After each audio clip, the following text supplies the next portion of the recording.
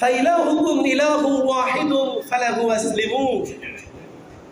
এখানে আল্লাহ বলছে যে ফাইলাহুকুম ইলাহু ওয়াহিদু, আমি আল্লাহ এক। আল্লাহ কয়জন? ফালাহু আসলিমু, তোমরা সেই রবের নিকট আত্মসমর্পণ করো, মাথা নত করো। এখানে শিক্ষণীয় বিষয় হলো,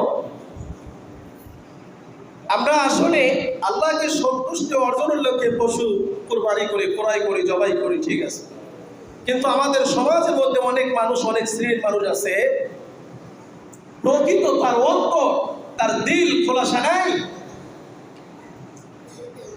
লোক দেখানোর উদ্দেশ্যে কুরবানি করা হয়, ঠিক কিনা বলেন? পারাপারি করে কুরবানি করা হয়। ওই খোঁজ করে অমুক ব্যক্তি কুরবানির পশু নিছে, পাড়ার পাশে যার সাথে তার ঋণ আছে, নিচে কত টাকা? ওই নিচে 50,000।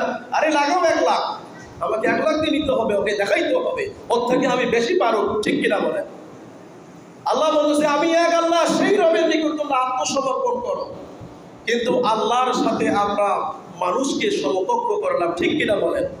লোক দেখানোর উদ্দেশ্যে পারাপারি করে, এরকম করে কোনো পশু যদি আপনি ক্রয় করেন, কোরবানি করেন, ওটা মানুষ দেখানোর উদ্দেশ্য শুধু হবে আপনি শুধু দুনিয়াতে গোস্ত খাবেন, মানুষ আপনাকে বাহবা দিবে, আপনার নাম প্রশংসা করবে, কিন্তু আল্লাহর কাছে আপনি বিন্দু পরিমাণ কোনো হাদিয়া বা পাবেন না, ঠিক কিনা বলেন? এরপরে আল্লাহ বলেন ওয়াবাশশিরিল মুখবিতিন, তোমরা কোরবানি করো বিনয়ী ভাবে।